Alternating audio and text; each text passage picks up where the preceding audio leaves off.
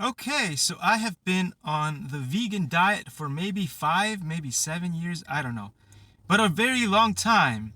So what can I tell you about the vegan diet and how it has affected my life? Well, it's definitely improved. It's definitely improved my life. Goodness gracious, I'm gonna lose my eyesight at this level with the sun being so strong. Um, but it has its flaws and it has its great things and all that stuff. So, first of all, what I'd like to say is there are so many different things that you can do. And I basically settled on the vegan diet because all the other diets were literally killing me. And the reason they were killing me is because of my easy, breezy ability to fall for like addictions. And so, sugar addiction, soda addiction, and all kinds of other things. I mean, never had an issue with coffee because I don't like coffee. Never had an issue with a bunch of other things like actual, real heavy drugs because I was just no interest in it.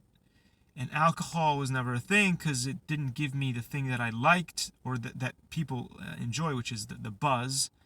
So you take all that, you drink all that alcohol and you don't get buzzed. So you get all of the after effects of the nausea and the headaches and that from the day after, but you get none of the fun. So why even bother, right? So I tried everything. I tried a mixture of vegetables, fruits, and grains and meat. I tried meat only. I tried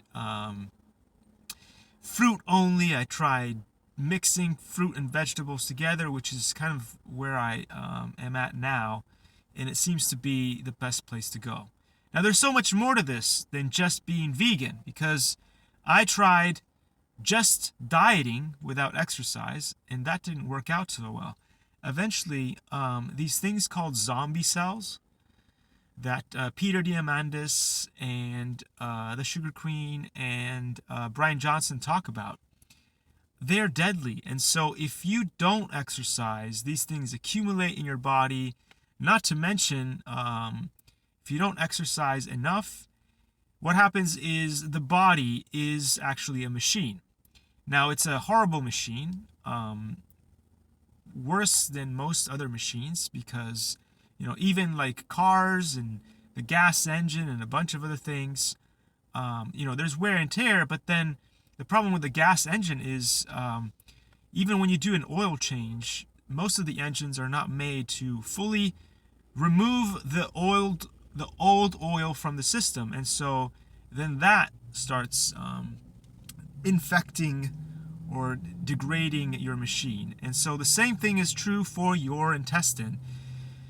If you live a sedentary lifestyle, if you're a true, born and bred and raised couch potato, what happens is your intestine never gets cleaned. You could, again, I've gone without dairy, especially milk, for years, and I punch perfectly fine. I don't punch like a vegetarian. I can still break a coconut with my palm. And the reason why that is because there's very little effect when it comes to eating or drinking dairy with your bone density and not getting osteoporosis. As a matter of fact, you're better off walking every single day of your life, and that creates vibration. And vibration is what you need to keep your skeleton strong and dense.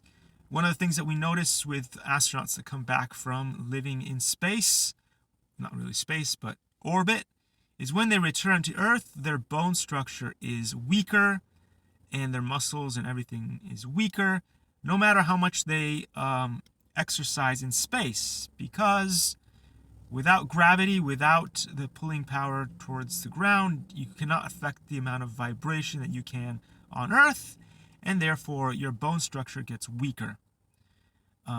This is going to be a multiple part video because unfortunately the theta does not allow for videos that are longer than 5 minutes. So I'm going to continue this in the next one. Thanks for watching.